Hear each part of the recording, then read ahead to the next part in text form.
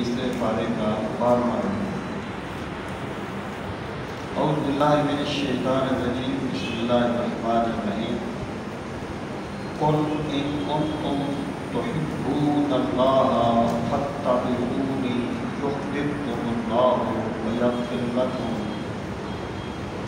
यग़फ़िर लकुम ज़ुनूबकुम वल्लाहु गफ़ूरुर रहीम। ये जो आया करीमा है इसमें अल्लाह ताला ने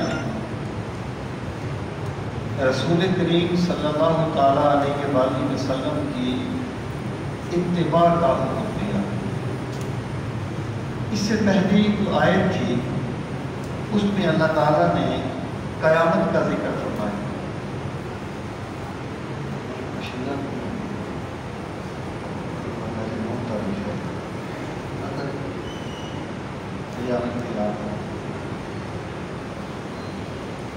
तो अल्लाह ताला ने रसूल करीम अलैहिस्सलाम की इत्तिबा का हुक्म दिया है।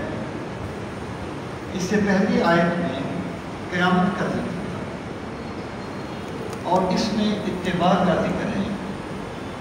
गोया इसमें अल्लाह ताला ने ये इशारा फरमाया है कि क़यामत के दिन की कामयाबी रसूल करीम सल्लल्लाहु ताला अलैहि वसल्लम की इत्तिबा में मदफून है। अल्लाह ताला ने क़यामत की कामयाबी इत्तिबाए नबवी में रखी है।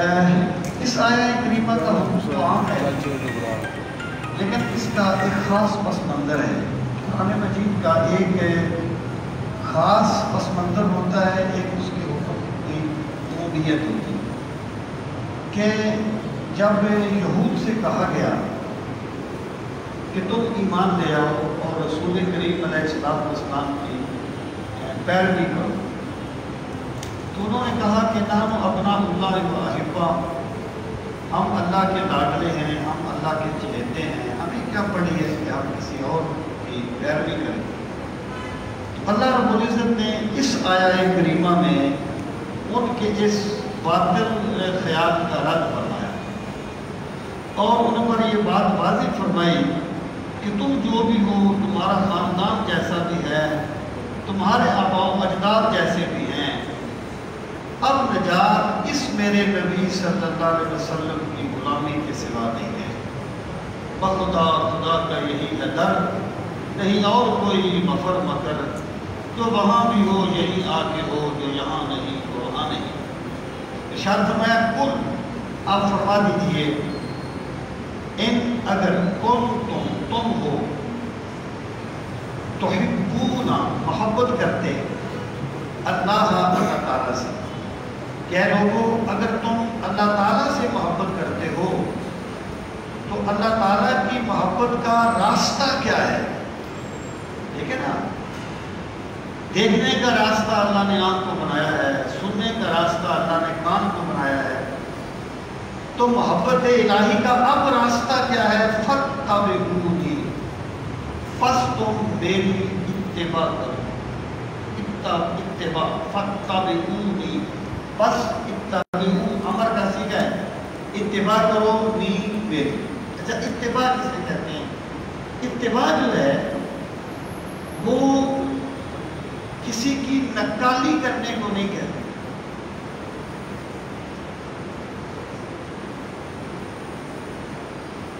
हमने इस पर बहुत अर्सा गौर किया, नजर रखे, ये हमने इसलिए रखी है। इत्तिबा जो है वो कहते हैं कि अतफ़अला मिस्लहू लिअजली, यानी इत्तिबा किसी की नक्काली करने को नहीं कहते। अगर एक बंदे का एहतराम आपके दिल किसी के दिल में नहीं है और वो उस जैसा काम करे तो इसको इत्तिबा नहीं कहते। इत्तिबा का मतलब ये होता है अतफ़अला मिस्लहू लिअजली, कि कोई बंदा किसी की तरह कोई काम करे और इसलिए करे कि उसने उस काम को किया है। यानी मोहब्बत किसी की तरह करने पर जब मजबूर करे तो इसको इत्तिबा कहा जाता है। तो फत्तबिऊनी से मुराद ये है یہ صرف نکالی نہیں، ورنہ تو خوارج بھی یہ کام کرتے تھے اور بہت سے ایسے گروہ تھے. لیکن اتباع کا مطلب یہ ہے کہ رسول کریم، دیکھیں نا جس طریقے سے آپ نے دیکھا ہوگا کہ ایک شہر ہے، اس کی کوئی مخصوص ٹوپی ہے بالفرض، تو اس کے مرید اس طرح کی ٹوپی پہنتے ہیں. یا اگر کوئی مخصوص اس کا سٹائل ہو تو مرید اس طرح کا کرنے کی کوشش کرتے ہیں. ٹھیک ہے، یہ ہوتا ہے محبت کی بنیاد پر ایک کام. تو فتبعونی کا مطلب یہ ہے کہ اللہ سے محبت کرنے کا راستہ صرف یہ ہے کہ رسول کریم علیہ السلام سے اتنی محبت کی جائے کہ محبت آپ کی اتباع اور آپ کی پیروی کرنے پر مجبور کر دے. فتبعونی، وہ میری زندگی بھی عجیب ہے، میری بندگی بھی عجیب ہے. جہاں مل گیا میرا نقش پا وہیں میں نے کعبہ بنا لیا. تو جو کچھ سرکار نے کیا، سرکار کی محبت میں وہ کام کرنا، اس کو اتباع کہا جاتا ہے. فتبعونی، بس تو میری اتباع کرو. اس کا نتیجہ کیا نکلے گا؟ یحببکم اللہ، یحبب، محبت فرمائے گا تم سے، اللہ تعالیٰ، اللہ تعالیٰ تم سے محبت فرمائے گا. یعنی رسول کریم علیہ السلام کی اللہ تعالیٰ کی بارگاہ میں وجاہت یہ ہے کہ جب کوئی بندہ رسول کریم علیہ السلام کی اداؤں کو اپنا لیتا ہے تو اللہ اس بندے سے محبت فرماتا ہے. اب آپ اندازہ کریں رسول کریم علیہ السلام کا اپنا مقام کیا ہوگا اور اپنا مرتبہ کیا ہوگا. یحببکم اللہ، پہلے تم یہ کہتے تھے کہ ہم اللہ سے محبت کرتے ہیں، اب اللہ یہ فرمائے گا کہ میں اس بندے سے محبت کرتا ہوں. فتبعونی یحببکم اللہ، اللہ تم سے محبت فرمائے گا. اور پھر کیا؟ وَيَغْفِرْ لَكُمْ ذُنُوبَكُمْ، اور بخش دے گا لکم تمہارے لیے، ذنوبکم تمہارے گناہ. یعنی اگر تم نے پہلے کوئی غلطیاں کی بھی ہیں، کوئی گناہ کیے بھی ہیں، تو جب تم رسول کریم علیہ السلام کی پیروی کرو گے پھر اللہ تمہارے اعمال کو نہیں دیکھے گا، اپنے محبوب کی نسبت کو دیکھے گا. اپنے محبوب کے ساتھ جو تمہارا تعلق ہے اس کو دیکھے گا اور اللہ تمہارے گناہوں کو معاف کر دے گا. اچھا، اس میں ایک اور بھی چیز ثابت ہوتی ہے کہ اتباع کرو، اور میں نے عرض کر دیا اتباع کی بنیاد محبت ہے. پھر فرمایا اللہ تمہارے گناہ بخش دے گا. اس کا مطلب یہ ہے کہ محبت کے ہوتے ہوئے بھی بندے سے کوئی ایسا کام ہو سکتا ہے جو اللہ کو پسند نہ ہو. جیسے ایک صاحب تھے سرکار کے زمانے میں، ایک سے آگے کے سرکار سے، ان سے کوئی غلطی ہوئی، انہیں سزا ملی، دوبارہ غلطی ہوئی، پھر سزا ملی. تو کسی نے ان کے بارے میں اتنا زیادہ بات کہی، آپ نے فرمایا مت کہو وہ اللہ اور اللہ کے رسول سے محبت کرنے والا ہے. اللہ، یعنی یہ چیز ممکن ہے کہ غلطی ہو جائے، لیکن اللہ بات فرماتا ہے جب اس طرح ہوگا تو پھر اللہ تعالیٰ تمہارے گناہوں کو معاف کر دے گا. واللہ غفور رحیم، اور اللہ تعالیٰ تو بہت زیادہ گناہوں کو معاف کرنے والا اور بے حد رحم فرمانے والا ہے. تو جب اللہ ویسے ہی اتنا زیادہ رحم فرماتا ہے اور اتنی مغفرت فرماتا ہے، تو جب تم اتباع کرو گے تو پھر اللہ تم پر اپنی مغفرت کی اور اپنی رحمت کی برکھا برسا دے گا. کن اطیعوا اللہ والرسول، آپ فرما دیجیے اطاعت کرو اللہ کی، والرسول، اور رسول سے مراد ہے نبی کریم صلی اللہ علیہ وسلم، یعنی جن کی پہلے اتباع کا حکم دیا گیا. اطاعت کرو اللہ کی اور اللہ کے رسول کی. فَإِن تَوَلَّوْا، پس اگر تم پھر گئے، فَإِنَّ اللَّهَ، بے شک اللہ تعالیٰ، لَا يُحِبُّ الْكَافِرِينَ، اللہ تعالیٰ محبت نہیں فرماتا کفر کرنے والوں سے. تو یہاں پر کافرین کن کو کہا گیا؟ جو اللہ اور رسول کریم علیہ السلام کی اطاعت سے انحراف کرتے ہیں۔ ایک ہوتا ہے انحراف کرنا بے عملی کی وجہ سے، یعنی بندہ کہتا ہے کہ مجھے یہ کام کرنا چاہیے لیکن وہ نہیں کر پاتا عملی کی وجہ، بے عملی کی وجہ سے۔ یہ گناہ ہے، یہ فسق ہے۔ ایک یہ ہے کہ بندہ یہ کہے مجھے ضرورت نہیں ہے سرکار کی اطاعت کرنے کی، جیسے یہود کہتے تھے۔ تو اس آیہ کریمہ سے یہ بات ثابت ہوتی ہے جو بندہ رسول کریم علیہ السلام کی اطاعت کا انکار کر دیتا ہے وہ کافر ہو جاتا ہے۔ اس لیے یہ کہنا کہ وہ اہل کتاب ہے اور ان کا شمار بھی جو یعنی ماننے والوں میں ہوتا ہے اور وہ کافروں کے حکم میں نہیں ہے، یہ حکم قرآنی نصوص کے خلاف ہے۔ اللہ پاک نے فرما دیا جو اطاعت سے انحراف کرے گا تو اللہ تعالیٰ کافروں سے محبت نہیں کرتا۔ اس کا مطلب یہ ہے کہ سرکار کی اطاعت کرنا یا اسے قبول کرنا یہ ایمان ہے، اور یہ کہنا کہ مجھے ان کی اطاعت کی ضرورت نہیں ہے یہ کفر ہے، اور اللہ تعالیٰ کافروں سے محبت نہیں کرتا۔ ان اللہ اصطفیٰ آدم و نوح و آل ابراہیم و آل عمران علی العالمین۔ اب اللہ تعالیٰ نے فرمایا کہ رسول کریم صلی اللہ علیہ وسلم کی بعثت ہے، یہ کوئی اجنبی چیز نہیں ہے کہ پہلے کوئی نبی نہیں آیا تھا اور سرکار نبی بن کے آ گیا، بلکہ اللہ تعالیٰ نے جب سے انسان کو بھیجا ہے اسی وقت سے اپنے نبوت اور رسالت کے سلسلے کو شروع فرما دیا ہے۔ یعنی پہلا انسان حضرت آدم ہے جو زمین پر آئے، دوسرے انسان بعد میں آئے ہیں، اللہ نے نبوت اور رسالت کا اہتمام پہلے کیا ہے، یعنی انسان کی ہدایت کا سامان پہلے کیا ہے۔ اب یہاں پر یہ جو آیہ کریمہ ہے یہ خاص پس منظر میں ہے، اور قرآن مجید کو سمجھنے کے لیے اس کے پس منظر کو ملوث خاطر نہ رکھا جائے تو بہت سی گمراہیاں پیدا ہو جاتی ہیں، بہت سی غلط فہمیاں پیدا ہو جاتی ہیں۔ یہ آیات کب نازل ہوئی ہیں؟ جب نجران کا وفد آیا ہے رسول کریم علیہ السلام کے پاس 60 لوگوں پر مشتمل سرکار سے مذاکرہ کرنے کے لیے، اور ان کا دعویٰ یہ تھا کہ حضرت عیسیٰ ابن اللہ ہیں اور 3 الہ ہیں، حضرت مریم بھی الہ ہیں، حضرت عیسیٰ بھی الہ ہیں، وہ کلمۃ اللہ ہے، وہ اللہ کی محبت ہے، ویسے ان کی جو اپنا ایک فلسفہ تھا۔ تو یہ آیا ہے کہ اس پس منظر میں نازل ہوئی۔ اب آپ اور فرمائے ترجمے پر پھر میں عرض کرتا ہوں۔ فرمایا ان اللہ، بے شک اللہ تعالیٰ اصطفیٰ، اس نے چن لیا، اس نے مخصوص کر لیا۔ اصطفیٰ ہوتا ہے، 2 چیزیں ہوتی ہیں، ایک ہوتا ہے اجتباء، اللہ یجتبی الیہ من یشاء۔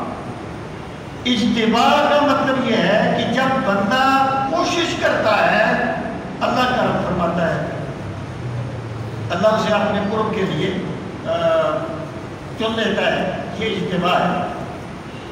استفاء یہ ہے اس میں کوشش کا دخل نہیں ہوتا، اللہ تعالیٰ اپنے علم ازلی کی بنیاد پر جس کو چاہتا ہے اپنی نبوت اور رسالت کے لیے چن لیتا ہے، اس کو استفاء کہا جاتا ہے۔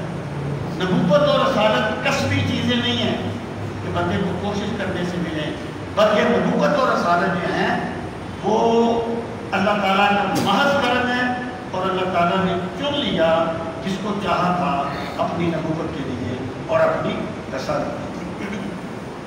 جو ارشاد فرمایا بے شک اللہ تعالیٰ نے چن لیا، کس کو چن لیا؟ آدم، حضرت آدم کو، و نوحا، حضرت نوح کو، و آل ابراہیم، اور آل ابراہیم کو۔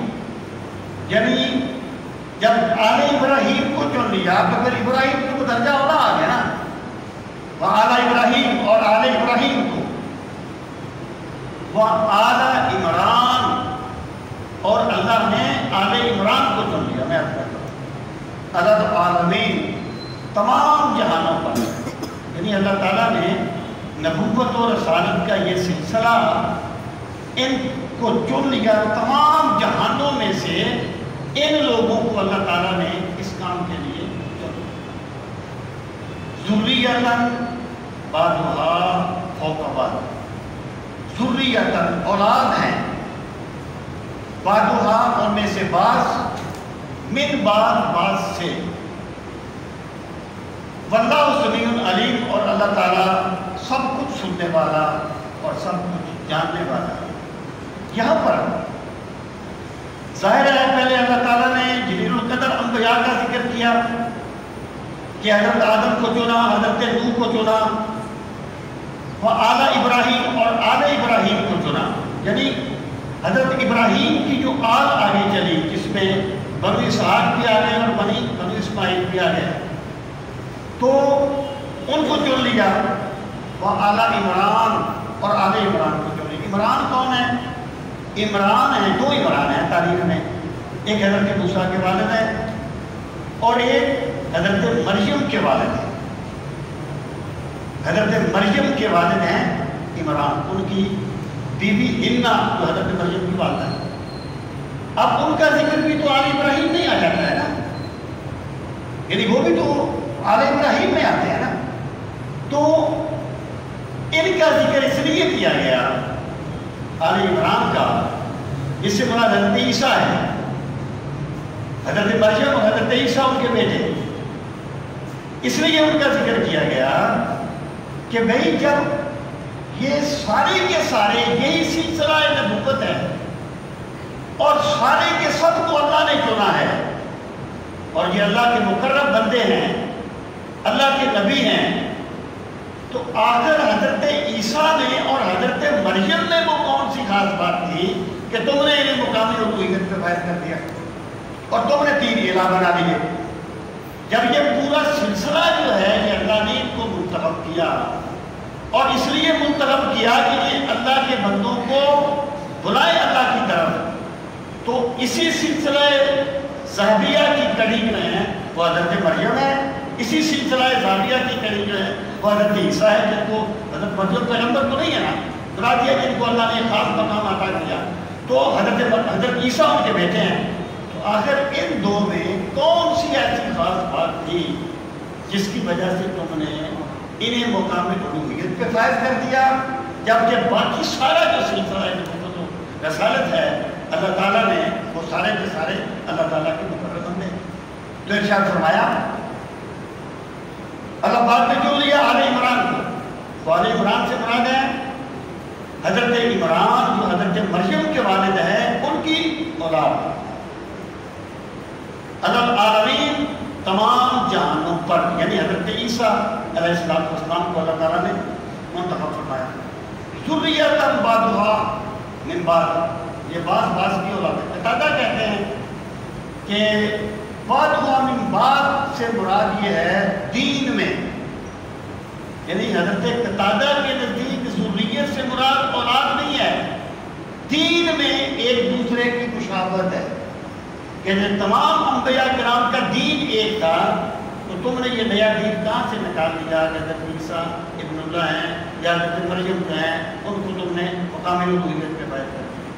تو اگر اس کا معنی اولاد کیا جائے تو پھر اس کی مراد یہ ہے کہ یہ تمام جو ہیں یعنی بنی نوع انسان، حضرت آدم کی اولاد ہے، حضرت نوح آ گئے، پھر آگے حضرت ابراہیم آ گیا، ان کا سلسلہ تقسیم ہو گیا، پھر آگے حضرت، تو یہ سارے ایک دوسرے کی اولاد ہیں، اس لیے یہ سارے کے سارے اللہ تعالیٰ کے بندے ہیں، ان میں سے کوئی بھی مقام الوہیت پہ فائز نہیں ہے، کوئی بھی اللہ تعالیٰ کی اولاد نہیں ہے۔ ذریۃً بعضها من بعض، یہ سارے ایک دوسرے کی اولاد ہیں۔ واللہ سمیع علیم، اور اللہ تعالیٰ سب کچھ سننے والا اور سب کچھ جاننے والا ہے۔ مراد یہ ہے کہ اللہ تعالیٰ نے، دیکھیں نبوت اور رسالت ایک واقعی چیز ہے، کسبی چیز نہیں ہے کہ بندہ کوشش کر کے اس کو حاصل کرے، لیکن اگر نبوت کسبی چیز بھی ہوتی تو تب بھی نبی وہی ہوتے جو اب نبی ہیں۔ اللہ تعالیٰ نے اپنے علم تمام کے ساتھ ان کو چنا، استفاء کے بیان کے بعد اللہ کی سماعت اور علم کا ذکر اس لیے کیا گیا کہ اللہ بہتر جانتا ہے کہ اس نے کس کو اس مقام پر فائز کرنا ہے۔ اس قالت امرأۃ عمران، جب کہا عمران کی بیوی نے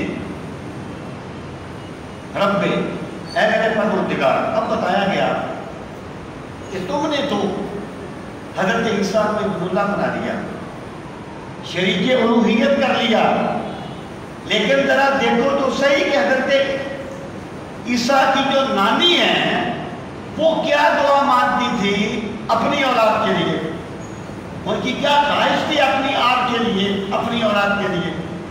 تو ارشاد فرمایا اس قالت، جب کہا امرأۃ عمران، عمران کی بیوی نے دعا مانگی، رب اے میرے پروردگار، اصل میں ہے ربی، اے میرے رب، انی بے شک میں نے نظر تو نظر مانی ہے لگا تیرے لیے، یعنی میں نے عرض کیا کہ ہماری شریعت میں تو نظر کی 3 شرطیں میں نے بتائیں، یہ اسلامی شریعت میں وہ ہے، یہ سابقہ شریعت ہوگا اس میں یہ نظر کی کیا ہے، میں نے نظر مانی ہے تیرے لیے، کیا نظر مانی؟ ماں جو کچھ فی بطنی، جو کچھ میرے بطن میں ہے، جو یعنی امید سے تھی نا، جو کچھ میرے پیٹ میں ہے اس کے لیے میں نے نظر مانی، محررن، کہ میں اسے آزاد کر دوں گی، اسے میں یہ نہیں کہوں گی تم میرا یہ کام کرو، تم گھر کا یہ کام کرو، میں اسے اپنے امور خانہ داری سے آزاد کر دوں گی۔ اور مراد کیا ہے؟ نظر تیرے لیے مانی ہے، میں آزاد کر دوں گی اور اسے تیری گھر کی خدمت کے لیے وقف کر دوں گی۔ محررن، پروردگار فتقبل منی، مولا تو میری طرف سے میری یہ نظر قبول فرما، میں نے یہ نظر مانی ہے، پروردگار تو اسے قبول فرما۔ انکا انت السمیع العلیم، بے شک تو، انکا بے شک تو، انت تو ہی ہے، السمیع سب کچھ سننے والا مالک۔ جب میں رات کی تاریکی میں تنہائی میں بیٹھ کے تجھے یاد کرتی ہوں اور اپنی نظر دوہراتی ہوں، میرے مالک اور کوئی بھی نہ سن رہا ہو، تو سب کچھ سننے والا ہے، تو سننے والا ہے، العلیم، اور تو سب کچھ جاننے والا ہے کہ میں کیا نظر مانتی ہوں اور میرا ارادہ کیا ہے۔ فلما وضعتها، ہاں تسلیم مونس کی ضمیر ہے، اور کا تو خیال یہ تھا کہ اس وقت تو مردوں کو وقف کرتے تھے خدمت کے لیے، بیت اللہ کی خدمت کے لیے مردوں کو وقف کرتے تھے۔ اب ہوا کیا؟ ان کا خیال یہ تھا بیٹا پیدا ہوگا، ہوا یہ کہ بیٹی پیدا ہوگی۔ اللہ پاک فرماتا ہے فلما، بس جب وضعتها، اس نے جنم دیا اسے، یعنی مونس بیٹی مریم، قالت، انہوں نے پھر کہا رب اے میرے پروردگار، انی وضعتها انثی، بے شک میں نے جنم دیا ہے ایک بچی کو، یعنی میرا خیال تھا بیٹا پیدا ہوگا، اب پروردگار میں نے تو بیٹی کو جنم دیا ہے، اب میں اسے تیرے گھر کی خدمت کے لیے کیسے کروں؟ واللہ اعلم بما وضعت، یعنی وہ اللہ کو بتا بھی نہیں تھی کہ اللہ کو بھی پہلے پتا تھا کہ بیٹی کے بیٹا ہوا ہے، ان کا مطلب اپنے اضطراب کا اظہار کرنا تھا۔ بندہ جو بھی دعا مانگتا ہے، اللہ نہیں جانتا کہ بندہ کیا مانگتا ہے، اللہ نہیں جانتا کہ بندے کا کیا معاملہ ہے، بندہ اس لیے دعا مانگتا ہے کہ اپنی عاجزی کا اظہار کرے مولا کے سامنے۔ واللہ اعلم بما وضعت کا یہ مطلب ہے کہ اللہ جانتا ہے اس نے کیا جنم دیا، لیکن اس لیے عرض کی کہ اپنی بے بسی کا اظہار کرے کہ مالک یہ ہو گیا ہے، اب تو میری رہنمائی فرما کہ میں کیا کروں۔ ولیس الذکر کالانثی، اور بیٹا بیٹی کی طرح تو نہیں ہے. یعنی اس سے مراد یہ ہے کہ جس کام کے لیے میں نے نظر مانی تھی پروردگار اس کے لیے اس میں بیٹے دیے جاتے تھے. اب یہ بیٹی ہو گئی تو بیٹا تو اس کی طرح نہیں ہوگا, وہ میری نظر تو پوری نہیں ہو سکتی. وَإِنِّي سَمَّيْتُهَا مَرْيَمَ, پروردگار میں نے اس کا نام مریم رکھا ہے. وَإِنِّي أُعِيذُهَا, بے شک میں اسے پناہ میں دیتی ہوں. آزا یعیذو کا معنی پناہ میں دینا. اعیذو میں پناہ میں دیتی ہوں, ہاں اسے بکا تیری پناہ میں, اپنی بیٹی کو میں تیری پناہ میں دیتی ہوں. وَذُرِّيَّتَهَا, اور مالک اس کی جو اولاد ہوگی نا اسے بھی تیری پناہ میں دیتی ہوں. مِنَ الشَّيْطَانِ الرَّجِيمِ, شیطان مردود کے شر سے. پروردگار میں نے جنم تو بیٹی کو دیا ہے, لیکن میں اس بیٹی کو اور اس کی ذریت کے بارے میں دعا کرتی ہوں کہ ان کے کرم فرمانا اور انہیں شیطان سے کے شر سے محفوظ فرمانا. اللہ پاک فرماتا ہے جب انہوں نے یہ دعا مانگی, یعنی یہ عرض کی, فَتَقَبَّلَهَا رَبُّهَا بِقَبُولٍ حَسَنٍ, فَتَقَبَّلَهَا, پس قبول کر لیا اسے, رَبُّهَا, اس کے رب نے, بِقَبُولٍ حَسَنٍ, بہت اچھے طریقے سے قبول کرنا.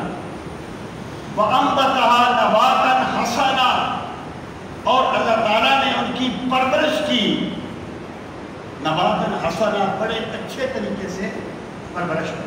اب ہوا یہ کہ حضرت مریم جو ہیں, اگرچہ روٹین نہیں تھی کہ بچیاں اس کے یعنی خدمت کے لیے وقف ہوں, لیکن حضرت مریم کو اجازت مل گئی کہ یہ بیت اللہ کی خدمت کے لیے وقف ہو سکے.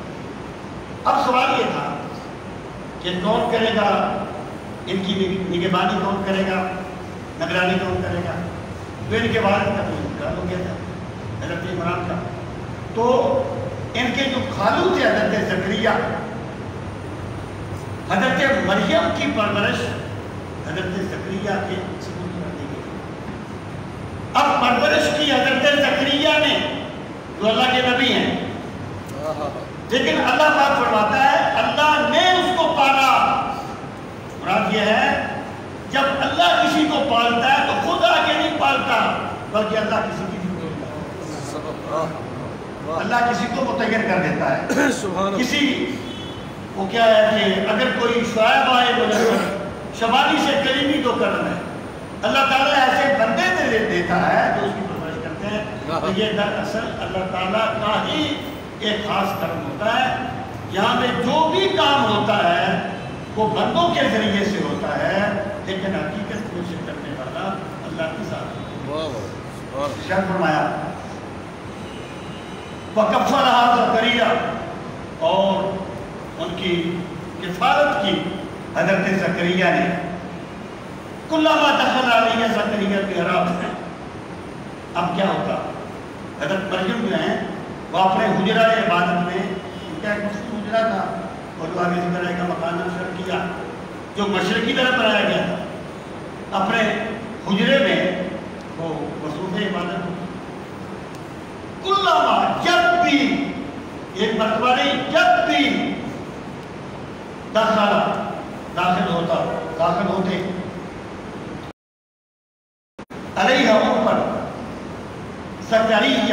زکریا المحراب, محراب میں, یہ مسجد کا محراب اس سے مراد نہیں ہے, یہ نکلا ہے حرب سے. حرب کہتے ہیں جنگ, یعنی یہاں بھی وہ جس کمرے میں یا جس حجرے میں شیطان کے خلاف, اپنے نفس کے خلاف مصروف جنگ ہوتی تھی, اس کو یہاں پہ محراب کہا گیا. یہ محراب بدعت ہے, یہ اہل نبوت میں نہیں تھے, یہ بدعت ہے, لیکن اسلام کا ایک تشخص ہے ان میں. یہ جو مسجد کے محراب ہوتے ہیں نا, یہ بھی بدعت ہے. جو بندہ کہتا ہے نا ہر بدعت گمراہی ہے, اس کو چاہیے کہ مسجد کا محراب نہ بنائے. یہ عہد نبوت میں نہیں تھے، یہ بعد کی باتیں ہیں، لیکن یہ بدعت حسنہ ہے، یہ اسلام کا تشخص بن گئے ہیں۔ یہاں پر محراب سے مراد ہے حجرہ عبادت۔ حضرت زکریا جب بھی ان کے حجرے میں جاتے وجدہ انتہا رزقا، وجدہ وہ پاتے انتہا اس کے پاس رزقا، رزق پاتے۔ جب بھی حضرت زکریا حضرت مریم کے پاس جاتے تو وہاں وہ پھل موجود ہوتے جن کا موسم نہیں تھا، بے موسم پھل موجود پاتے۔ اس آیہ کریمہ سے کرامت کا ثبوت ملتا ہے، یعنی جو خرق عادت کام کسی نبی سے ظاہر ہو اسے معجزہ کہتے ہیں، اور جو خرق عادت کام کسی غیر نبی سے ظاہر ہو اسے کرامت کہتے ہیں۔ ٹیکنیکلی کسی غیر نبی کے کام کو معجزہ نہیں کہا جاتا، معجزہ صرف پیغمبر سے متعلقہ چیز ہے۔ اب یہ نہیں کہہ سکتے کہ حضرت علی کا معجزہ ہے، کہ سیدہ فاطمہ کا معجزہ ہے، کہ ابو بکر صدیق کا معجزہ ہے۔ معجزہ صرف اللہ کے پیغمبر کا ہے، اس کو کرامت کہا جاتا ہے۔ معتزلہ نے کرامت کا انکار کیا ہے، وہ کہتے ہیں کہ اگر کرامت کو مان لیا جائے تو پھر نبوت اور ولایت میں فرق کرنا مشکل ہو جائے گا، کیونکہ نبوت کی پہچان معجزات سے ہوتی ہے، اور ولی بھی اگر ایسی کام کرے گا پھر فرق ممکن نہیں ہوگا۔ جبکہ اہل سنت یہ کہتے ہیں کہ بھائی نبوت میں دعویٰ شرط ہے، یعنی نبی یہ دعویٰ کرتا ہے کہ میں نبی ہوں، رسول یہ دعویٰ کرتا ہے کہ میں رسول ہوں، جبکہ ولایت میں دعویٰ کرنا حرام ہے۔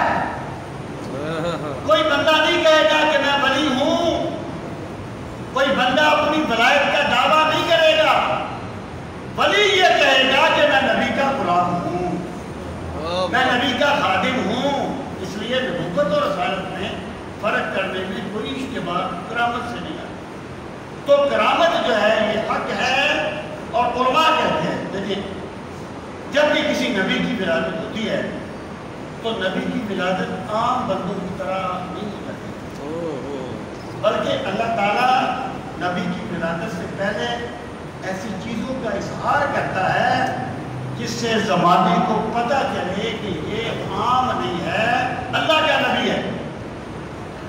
تو جو چیزیں جن چیزوں کا اظہار پیغمبر کی ولادت سے پہلے ہو یا نبوت کے اعلان سے پہلے ہو انہیں ارہاس کہا جاتا ہے۔ ارہاس یہ خاص تکنیکل لفظ ہے، ارہاس کہا جاتا ہے۔ تو علماء کہتے ہیں کہ حضرت مریم کو اللہ نے جو یہ شان دی کہ ان کے پاس بے موسم پھل آتے تھے، یہ ایکچولی حضرت عیسیٰ کا ارہاس تھے۔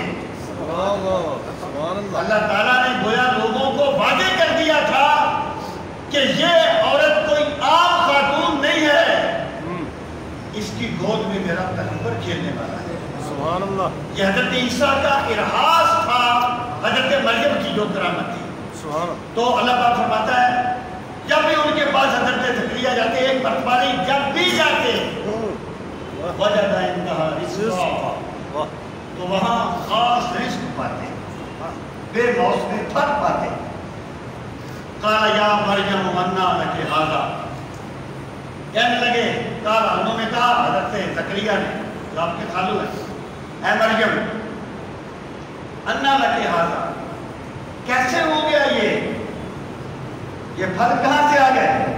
جن لوگوں کی سوچ نیگیٹو ہے نا، وہ کہتے ہیں دیکھا اگر حضرت مریم حضرت نہیں ہے، جاہلیہ کو پتا ہوتا کہ یہ حضرت مریم کی کرامت ہے تو سوال کرنے کا کیا فائدہ تھا؟ اس لیے زیادہ تو نبیوں کو پتا نہیں ہوتا۔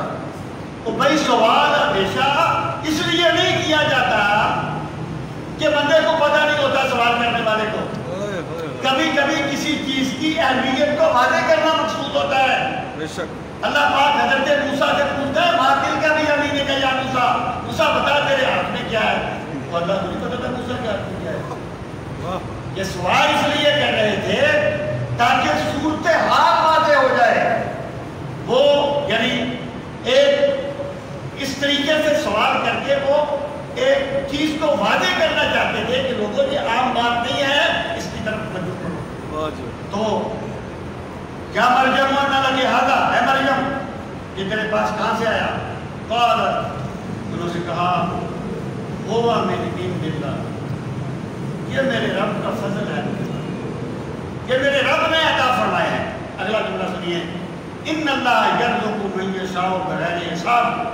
اب حساب کا لفظ اس میں بھی آتا ہے کہ جیسے کوئی چیز ناپ توڑ کے دینا، اور اس میں بھی آتا ہے یعنی یہ آپ کہتے ہیں کہ یہ تو کوئی حساب میں چیز نہیں آ رہی. جو بات بندے کی سمجھ سے بالا تر ہو، بندہ کہتے ہیں میرے حساب میں نہیں آ رہی. یہاں یہ مطلب بھی ہو سکتا ہے کہ اللہ تعالیٰ جب کسی کو دینا چاہتا ہے تو وہ اس طرح دیتا ہے کہ بندے اس کا حساب بھی نہیں لگا سکتے کہ یہ کام کیسے ہو گیا. تو اس میں حضرت مریم کی وہ ایک کرامت کا ذکر کر دیا. اور کس لیے کیا کہ حضرت مریم کہتے ہیں ہوا من عند اللہ، یہ میرے اللہ کی طرف سے ہے، یہ اللہ نے مجھے رزق دیا ہے. تو مطلب یہ ہے کہ حضرت مریم نے کبھی یہ نہیں کہا تھا کہ میں شریک الوہیت ہوں. حضرت مریم تو ہمیشہ رب کی پاکی بیان کرتی رہی اور رب کی عظمت سے بیان کرتی رہی. اب دیکھیے ہنالک دعا زکریا ربہ، ہنالک وہاں کھڑے ہو کر دعا مانگی زکریا، حضرت زکریا نے ربہ ہوا اپنے رب سے. جب اللہ کا خاص کرم دیکھا نا حضرت مریم پہ، حضرت زکریا نے وہیں کھڑے ہو کر دعا کیا مانگی؟ اولاد دی تھی. اللہ کے پیغمبر ہیں، عمر بہت زیادہ ہے، بیوی بانجھ ہے، اولاد نہیں. وہاں دعا مانگی کہ پروردگار مجھے بیٹا عطا فرما. مطلب کیا ہے کہ جو رب بے موسم پھل دے سکتا ہے وہ بڑھاپے میں بیٹا بھی دے سکتا ہے، وہ بانجھ کی گود بھی ہری کر سکتا ہے. حضرت زکریا نے وہیں کھڑے ہو کر دعا مانگی. پہلے آپ ترجمہ سن لیں پھر میں عرض کرتا ہوں. ہنالک دعا، وہی دعا مانگی زکریا نے ربہ اپنے رب سے. کیا دعا مانگی؟ قال، عرض کی رب اے میرے پروردگار، اے میرے کریم رب، حب عطا فرما دے. یہ حب امر کا صیغہ ہے، وہابا یا ہبہ کرنا، چیز دینا. پروردگار عطا فرما دے لی، میرے لیے، من سے، لدن پاس کا اپنے. پروردگار مجھے اپنی جناب سے عطا فرما. حب کا مطلب ہوتا ہے کوئی چیز ہبہ کر دینا. مطلب یہ ہے مالک میرا استحقاق نہیں ہے کہ تو مجھے اولاد دے، بس کرم فرما دے، عطا فرما دے مجھے. کیا چیز؟ ذریۃ طیبہ، پاکیزہ اولاد. پروردگار مجھے پاکیزہ اولاد عطا فرما. پھر کہا انک سمیع الدعاء، بے شک مولا تو ہی تو ہے دعاؤں کو سننے والا. پروردگار تجھے پکارتا ہوں، اگر تو نہیں سنے گا تو میں کس کو سناؤں گا؟ میں کس سے عرض کروں گا؟ اے مالک ارض و سما، مجھ پہ کرم کر، یا مجھ کو بتا تیرے سوا کون ہے میرا. جب میرا ہے کوئی نہیں پروردگار تو مجھے اولاد عطا فرما. اب دیکھیے یہاں پر حضرت زکریا جو ہے وہ نبی ہے، اور ویسے بھی ان کے خالو ہیں، حضرت مریم کے خالو ہیں. حضرت زکریا نبی ہیں، اور کوئی غیر نبی کسی نبی کے درجے کو نہیں پہنچ سکتا. کسی غیر نبی کو کسی نبی کے ہم پلہ ماننا کفر ہے، درجہ بلند ہے. لیکن حضرت مریم کے پاس کھڑے ہو کے دعا مانگا. اس کا مطلب کیا ہوگا کہ یہاں پر اللہ تعالیٰ کے مقربین ہوں، وہاں پر دعا زیادہ قبول کی جاتی ہے. اور یہ حضرت زکریا کی سنت ہے کہ نبی ہونے کے باوجود ایک ولی کے پاس کھڑے ہو کے دعا. مجھے ایک بندے نے کہا کہ اللہ تعالیٰ ہر جگہ سے سنتا ہے, تم چلے جاتے ہو درباروں پر. میں نے انہیں کہا یار دیکھیں, اللہ نے فرمایا وَلَوْ أَنَّهُمْ إِذْ ظَلَمُوا أَنفُسَهُمْ جَاءُوكَ فَاسْتَغْفَرُوا اللَّهَ وَاسْتَغْفَرَ لَهُمُ الرَّسُولُ, کہ اگر یہ اپنی جانوں پہ ظلم کر لیں محبوب تیری بارگاہ میں آ جائیں. اللہ سنتا ہر جگہ ہے, لیکن جو اپنے محبوبوں کی بارگاہ میں سنتا ہے وہ تو حضرت زکریا نے وہاں دعا مانگی, پروردگار بیٹا عطا فرما, انک سمیع الدعاء, تو ہی تو دعاؤں کو سننے والا ہے. فنادتہ الملائکہ, پس آواز دی اسے فرشتوں نے. وہوا یعنی اب ظاہر ہے تو 10 فرشتے اکٹھے تو نہیں بول رہے ہیں نا, مطلب فرشتوں کا ایک گروہ تھا, ان میں سے کسی ایک فرشتے نے اللہ کی طرف سے حضرت زکریا کی دعا کا جواب دیا. وہوا قائم, اور وہ کھڑے تھے یصلی, نماز پڑھتے, فی المحراب, اپنے حجرائے عبادت میں. جب حضرت زکریا مصروف عبادت تھے تو فرشتوں نے آواز دی, کیا ان اللہ یبشرک بیحییٰ, اے زکریا تم نے رب سے مانگا تھا نا, تو اللہ تمہیں یحییٰ کی بشارت دیتا ہے, یعنی بیٹا ہوگا تجھے اور اللہ تیرے بیٹے کا نام یحییٰ رکھتا ہے.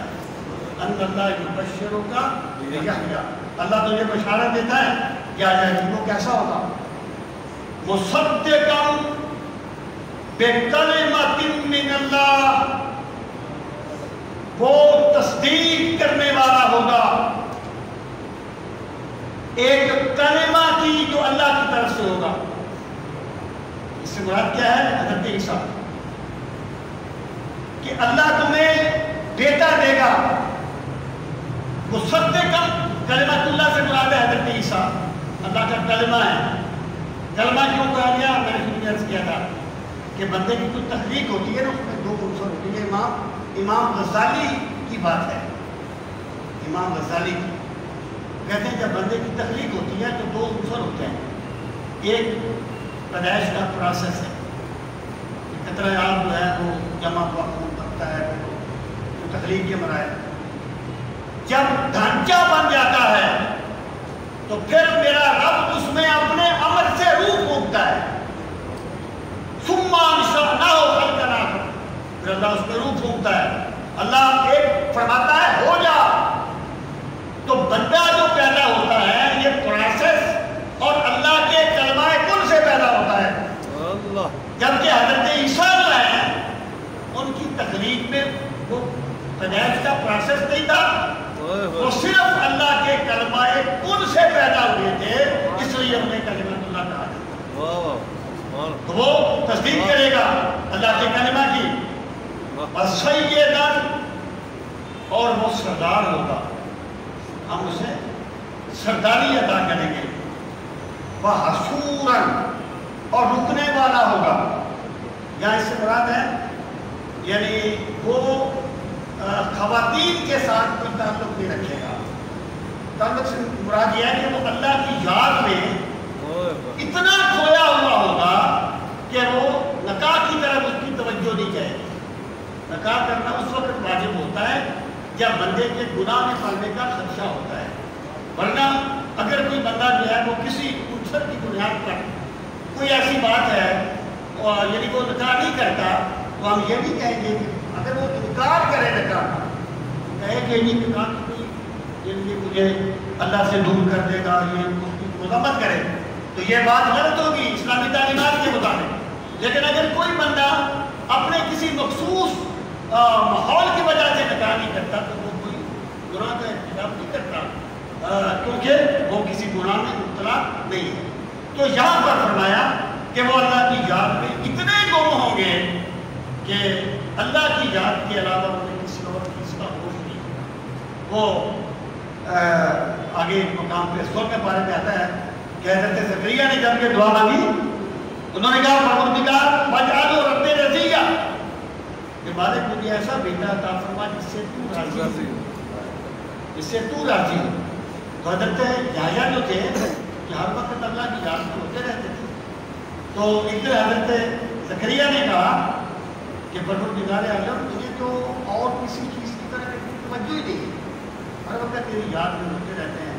تو اللہ پاک نے فرمایا تو میں نے دعا مانگی تھی کہ ایسا بیٹا دے جس سے تو راضی ہو، جس سے ہم راضی ہوں، اسے اپنی یاد میں ہونے کی توفیق دے دیتے ہیں۔ سیداً و حصورا و نبیّا، اور وہ نبی ہوگا من الصالحین، نیکوکاروں میں سے۔ نبی نیکوکاروں میں سے ہی ہوتے ہیں، نیکوکاروں کے امام ہوتے ہیں۔ ایک صالحیت عام بندے کی ہے، ایک کامل صالحیت جو نبیوں کی ہوتی ہے، اور وہ نبی ہوں گے اور صالحین میں سے۔ قال، عرض کی پروردگار رب، اے میرے پروردگار، انا یکون لی غلام، کیسے ہوگا میرے بیٹا؟ ان کا جو یہ سوال تھا وہ تعجب کے لیے نہیں تھا، یا کوئی اس میں یہ بات نہیں تھی کہ میں پورا ہو گیا ہوں، میری بیوی ماں ہے تو بیٹا کیسے ہوگا؟ اگر انہیں یہ یعنی یقین نہ ہوتا کہ اللہ دے سکتا ہے تو وہ مانتے کیوں؟ اس سوال کا مطلب یہ نہیں تھا، یا تو ایک استراری بات تھی، ہوتا ہے ایک کام ہو جائے بندے کو یقین نہیں آتا، یا اس کا مطلب یہ ہے کہ پروردگار بیٹا کیسے ہوگا؟ کیا مجھے بوڑھے سے جوان کر دیا جائے گا؟ میری بیوی کو تندرست کر دیا جائے گا؟ یا میں بوڑھا رہوں گا، میری بیوی اسی حالت میں رہے گی اور تو اپنے کرم سے ہمیں بیٹا عطا فرما دے گا؟ کیسے ہوگا بیٹا؟ وہ اس کی نوعیت جاننا چاہتے تھے۔ انا یکون لی غلام، بیٹا کیسے ہوگا؟ وقد بلغنی الکبر، مالک اور میں تو بڑھاپے کو پہنچ گیا ہوں، مجھے تو بڑھاپے نے آ لیا ہے۔ وامرأتی عاقر، اور میری بیوی ماں ہے، تو بیٹا کیسے ہوگا؟ یا میں جوان ہوں گا، میری بیوی جوان ہوگی، یا اسی حالت میں رہیں گے؟ اور اللہ تعالیٰ نے فرمایا کذالک، قال کذالک اللہ یفعل ما یشاء، اسی طرح اللہ تعالیٰ کر دیتا ہے جو وہ چاہتا ہے۔ یہ اسباب جو ہے نا، اسباب یہ بندوں کے لیے ہوتے ہیں، اللہ اسباب کا محتاج نہیں ہے، وہ مسبب الاسباب ہے۔ کذالک اللہ یفعل ما یشاء، زکریا تو ایسا ہی رہے گا، تیری بیوی اسی عمر میں رہے گی، اسی کیفیت میں رہے گی، لیکن اللہ اسے بیٹا عطا فرمائے گا، اللہ اس کی گود بھری کر دے گا۔ قال رب اجعل لی آیہ، عرض کی مالک مجھے کوئی نشانی دے دے، یعنی جب وہ لمحہ قریب آئے تو مجھے کوئی نشانی ہو۔ اللہ نے فرمایا آیتوں کا، تیری نشانی یہ ہے اللہ تکلم الناس، کہ تو لوگوں سے کلام نہیں کر سکے گا، ثلاثۃ ایام، 3 دن، الا رمزا، مگر اشارے کے ساتھ، یعنی یہ نہیں تھا، حکم نہیں دیا کہ تم نے کلام نہیں کرنا، اس کا یہ مطلب نہیں ہے کہ تم نے بات نہیں کرنی لوگوں سے بغیر اشارے کے، اس کا مطلب یہ ہے زکریا تو ٹھیک ہوگا، تیری زبان ٹھیک ہوگی، لیکن تو ذکر کے سوا کوئی بات نہیں کر سکے گا۔ زبان ٹھیک ہو ہم تکلم لے سکتے ہیں، بیوی باز ہو ہم بیٹا دے سکتے ہیں، یہ ہماری قدرت ہے۔ اللہ تکلم الناس ثلاثۃ ایام الا رمزا، مگر اشارے کے ساتھ، واذکر ربک، اب کیا کر، یاد کر اپنے رب کو۔ نعمت ملتی ہے نا تو نعمت کا شکرانہ ادا کیا جاتا ہے، نعمتیں اللہ دیتا ہے اور نعمت کا شکرانہ اللہ کو یاد کرتا ہے۔ واذکر ربک، اور یاد کر اپنے رب کو، کثیراً، بڑی کثرت کے ساتھ۔ یہ ذکر کثیر جو ہے نا، یہ تعداد کا نام نہیں ہے، یہ گنتی کا نام نہیں ہے کہ بندہ یہ کہے میں نے اتنے 1000 مرتبہ یہ ذکر کیا اس لیے میں نے ذکر کثیر کر دیا۔ ذکر کثیر ایک کیفیت ہے، کہ بندہ گھر سے چلتا ہے نا مسجد کی طرف، لائبریری کی طرف، بازار کی طرف، وہ کچھ بھی سوچے قدم ادھر ہی اٹھے گا جدھر وہ جا رہا ہے۔ ذکر کثیر یہ ہے کہ بندہ کوئی بھی کام کرے دل مولا کی یاد میں مگن رہتا ہے، اس کو ذکر کثیر کہا جاتا ہے۔ یہ کیفیت ہے، تعداد نہیں ہے۔ اور ربہ کا کثیرہ، اپنے رب کو بڑی کثرت کے ساتھ یاد کر، وسبح اور پاکی بیان کر، بالعشی والابکار، شام کے وقت بھی اور دن کے وقت بھی، یعنی صبح و شام اس رب کی پاکی بیان کر جس نے تجھ پر یہ کرم فرمایا ہے اور بڑھاپے میں تجھے بیٹا عطا فرمایا۔ اللہ تعالیٰ ہم سب کو دین کا فہم صحیح نصیب فرمائے۔ وما علینا الا البلاغ المبین۔ ایک تو یہ ہے کہ اگلا جو درس ہے کیونکہ وہ 9 محرم کو ہے، خود آئے گا تو راستے ذرا ڈسٹرب ہوتے ہیں، تو اس لیے اگلا درس نہیں ہوگا انشاءاللہ، اس کے بعد جو خود آئے گا اس میں درس ہوگا۔ دوسرا یہ ہے کہ یہ جو ابھی صاحب آئے تھے انہوں نے وہی بات کہی جو پہلے بھی میں نے سنا کہ وہ کہتے تھے کہ جی تم اونچے بیٹھے ہوئے ہو اور قرآن نیچے پڑے ہو۔ آپ کو اس لیے بتا رہا ہوں کہ اگر آپ کے ذہن میں بھی یہ ہے تو ہمیں بتاؤ ہم اس کا کیا حل کریں۔ یہ میں اس لیے رکھواتا ہوں کہ میرے یہ نہ ہو۔ اب جب ایک چیز نظر ہی نہیں آ رہی، دیکھیں فقہ کا مسئلہ یہ ہے، بریف کیس میں ایک دینی کتاب پڑھی ہے، بند ہے، نظر نہیں آ رہا، بریف کیس کو آپ نیچے سیٹ کے رکھ دیں، آپ گناہ گار نہیں ہیں۔ آپ اوپر کی منزل میں رہتے نیچے قرآن بھی پڑھے ہوتے ہیں، بندہ گناہ گار نہیں ہوتا۔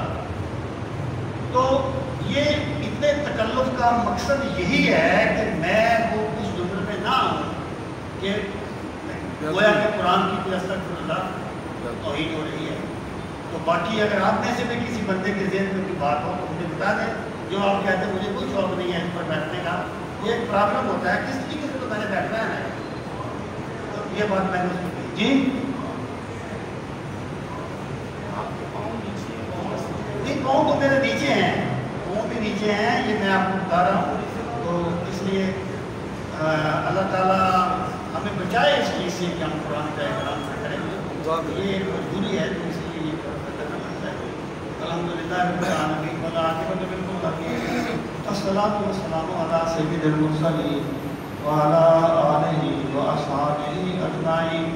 ربنا آتنا فی الدنیا حسنۃ وفی الآخرۃ حسنۃ وقنا عذاب النار۔ ربنا لا تزغ قلوبنا بعد إذ هديتنا وهب لنا من لدنك رحمة إنك أنت الوهاب۔ اللهم أنت فاطر السماوات والأرض، أنت وليي في الدنيا والآخرة، توفني مسلما وألحقني بالصالحين۔ ربنا تقبل منا إنك أنت السميع العليم وتب علينا إنك أنت التواب الرحيم۔ وصلى الله